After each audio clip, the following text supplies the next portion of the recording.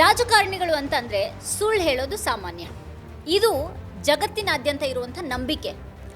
ಆದರೆ ಬ್ರಿಟನ್ನ ವೇಲ್ಸ್ ಪ್ರಾಂತ್ಯ ಇತ್ತೀಚೆಗೆ ಇಡೀ ಜಗತ್ತೇ ಬೆರಗಾಗುವಂಥ ಒಂದು ದಿಟ್ಟ ಹೆಜ್ಜೆಯನ್ನು ಇಟ್ಟಿದೆ.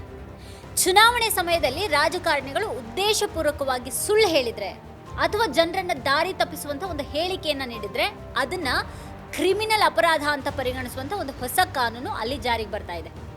ಏನಿದು ಲೈಯಿಂಗ್ ಬ್ಯಾನ್?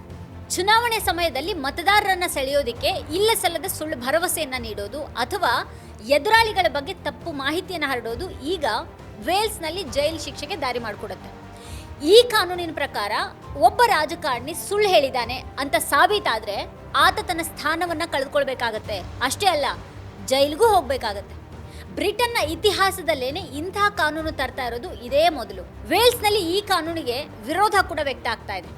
ರಾಜಕಾರಣಿಗಳ ಬಾಯಿ ಮುಚ್ಚಿದ್ರೆ ಇದು ವಾಕ್ ಸ್ವಾತಂತ್ರ್ಯದ ಕಗ್ಗೊಲೆ ಆಗಲ್ವಾ ಅನ್ನೋದು ಕೆಲವು ನಾಯಕರ ವಾದ ಆಗಿದೆ. ಯಾವುದು ಸುಳ್ಳು ಅಂತ ನೀವು ಹೇಗೆ ವ್ಯಾಖ್ಯಾನ ಮಾಡ್ತೀರಿ ಅನ್ನೋದನ್ನ ಸ್ಪಷ್ಟಪಡಿಸಿ ಅಂತ ಅವರಿಗೆ ಆಗ್ರಹಿಸ್ತಾ ಇದ್ದಾರೆ. ಅದು ಸರಿನೇ. ಯಾವುದು ಸುಳ್ಳು ಅಂತ ನಿರ್ಧಾರ ಮಾಡುವಂಥ ಮಾನದಂಡದ ಮೇಲೆ ಎಲ್ಲನೂ ನಿರ್ಧಾರ ಆಗುತ್ತೆ. ವೇಲ್ಸ್ನಲ್ಲಿ ಈ ಕಾನೂನು ಕೊನೆಗೂ ಜಾರಿಯಾಗುತ್ತೋ ಅಥವಾ ಇಲ್ಲವೋ ಅನ್ನೋದನ್ನು ನೋಡಬೇಕು. ಆದರೆ ಈ ಸುದ್ದಿಯನ್ನು ನೋಡುವಾಗ ನಮ್ಮ ಭಾರತದ ರಾಜಕಾರಣದಲ್ಲೂ ಕೂಡ ಈ ಕಾನೂನು ತಂದರೆ ಏನಾಗಬಹುದು ಅಂತ ಒಮ್ಮೆ ಯೋಚನೆ ಮಾಡಿ. ಭಾರತದಲ್ಲಿ ರಾಜಕಾರಣಿಗಳು ಮಾತಾಡೋದು ಸುಳ್ಳು ಹೇಳೋದು ಎರಡೂ ಒಂದೇ ಆಗ್ಬಿಟ್ಟಿರುವಾಗ ಇಂಥದ್ದೊಂದು ಕಾನೂನನ್ನು ಇಲ್ಲೇನಾದರೂ ಜಾರಿಗೆ ಮಾಡೋದ್ರ ಬಗ್ಗೆ ಯೋಚನೆ ಮಾಡೋದಕ್ಕೂ ಸಾಧ್ಯ ಇದೆಯಾ?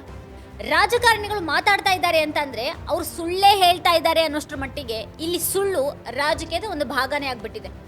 ಸುಳ್ಳು ಹೇಳದೆ ರಾಜಕಾರಣ ಮಾಡ್ತಾನೆ ಅಂತ ಅಂದ್ರೆ ಅವನಿಗೆಲ್ಲ ಹುಚ್ಚು ಹಿಡಿದಿದೆ ಅಂತ ಹೇಳುವಷ್ಟು ಇಲ್ಲಿನ ರಾಜಕಾರಣ ಸುಳ್ಳನ್ನೇ ಅವಲಂಬಿಸ್ಬಿಟ್ಟಿದೆ. ಪ್ರತಿಯೊಂದಕ್ಕೂ ಸುಳ್ಳು ಹೇಳೋದು, ಚುನಾವಣೆಗೆ ಮೊದಲು ಸುಳ್ಳು ಹೇಳೋದು, ಗೆದ್ದ ಮೇಲೂ ಸುಳ್ಳು ಹೇಳೋದು, ತಾನೇ ಹೇಳಿದಂತಹ ಸುಳ್ಳನ್ನು ನಾನು ಹೇಳೇ ಇಲ್ಲ ಅಂತ ಮತ್ತೆ ಸುಳ್ಳು ಹೇಳೋದು. ಅದು ಎಷ್ಟು ದೊಡ್ಡ ಸುಳ್ಳಿನ ಸಾಮ್ರಾಜ್ಯ ಇಲ್ಲಿ ಸ್ಥಾಪನೆಯಾಗಿದೆ. ಒಬ್ಬ ಪಂಚಾಯತ್ ಅಭ್ಯರ್ಥಿಯಿಂದ ಹಿಡಿದು ಪ್ರಧಾನಿ ಅಭ್ಯರ್ಥಿಯವರೆಗೂ ಕೂಡ ಇಲ್ಲಿ ಜನರಿಗೆ ಸುಳ್ಳು ಹೇಳಿನೇ ಅಧಿಕಾರ ಗಿಟ್ಟಿಸೋದು ರಾಜಕೀಯದ ಅವಿಭಾಜ್ಯ ಅಂಗ ಆಗ್ಬಿಟ್ಟಿದೆ. ಅದರಲ್ಲಿ ಪಕ್ಷಭೇದ ಕೂಡ ಇಲ್ಲ. ಸುಳ್ಳು ಹೇಳೋದ್ರಲ್ಲಿ ಎಲ್ಲ ಪಕ್ಷದ ರಾಜಕಾರಣಿಗಳು ಸಮಾನ ಅಪರಾಧಿಗಳು. ಆದರೆ ಸುಳ್ಳು ಹೇಳೋದು ವಾಕ್ ಸ್ವಾತಂತ್ರ್ಯ ಹೇಗಾಗತ್ತೆ? ದಾರಿ ತಪ್ಪಿಸೋದು ಪ್ರಜಾಪ್ರಭುತ್ವಕ್ಕೆ ಮಾಡುವಂಥ ದ್ರೋಹ ಅಲ್ವಾ ಇದು? ಅಧಿಕಾರಕ್ಕೆ ಬರೋಕ್ಕೆ ಸುಳ್ಳು ಹೇಳೋದು ನಿಲ್ಲಬೇಕು ಅಂತ ಅಂದರೆ ಇಂತಹ ಕಠಿಣ ಕಾನೂನುಗಳು ಬೇಕೇ ಬೇಕು. ಭಾರತದಲ್ಲೂ ರಾಜಕಾರಣಿಗಳ ಸುಳ್ಳಿನ ವಿರುದ್ಧ ಕ್ರಿಮಿನಲ್ ಕೇಸ್ ಹಾಕುವಂಥ ಕಾನೂನು ಬರಬೇಕಾ? ಬಂದರೆ ಯಾವ ರಾಜಕಾರಣಿ ಮೊದಲು ಜೈಲಿಗೆ ಹೋಗ್ಬೋದು? ಈ ಬಗ್ಗೆ ನೀವೇನು ಹೇಳ್ತೀರಿ ಅಂತ ಕೆಳಗಡೆ ಕಮೆಂಟ್ ಮಾಡಿ. ನೀವಿನ್ನು ವಾರ್ತಾಭಾರತಿ ಚಾನಲನ್ನು ಸಬ್ಸ್ಕ್ರೈಬ್ ಮಾಡಿಲ್ಲ ಅನ್ನೋದಾದರೆ ಈ ಕೂಡಲೇ ಸಬ್ಸ್ಕ್ರೈಬ್ ಮಾಡಿ. ಹಾಗೆ ಪಕ್ಕದಲ್ಲೇ ಇರುವಂಥ ಬೆಲ್ಲೈಕನ್ನ ಪ್ರೆಸ್ ಮಾಡಿ ನಮ್ಮನ್ನು ಪ್ರೋತ್ಸಾಹಿಸಿ. ಮತ್ತು ನಮ್ಮ ಎಲ್ಲ ವಿಡಿಯೋಗಳನ್ನು ಮಿಸ್ ಮಾಡದೇನೆ ಕೊನೆವರೆಗೂ ನೋಡಿ. ಅದರ ಕುರಿತಾಗಿ ನಿಮ್ಮ ಅಭಿಪ್ರಾಯಗಳನ್ನು ವಿಡಿಯೋ ಕೆಳಗಡೆ ಕಮೆಂಟ್ ಮಾಡಿ. ಮತ್ತು ನಿಮ್ಗೆ ಇಷ್ಟವಾದಂಥ ವಿಡಿಯೋಗಳ ಲಿಂಕನ್ನು ನಿಮ್ಮೆಲ್ಲ ಬಂಧು ಮಿತ್ರರಿಗೆ ವಾಟ್ಸ್ಆ್ಯಪ್ ಮಾಡಿ. Thank you.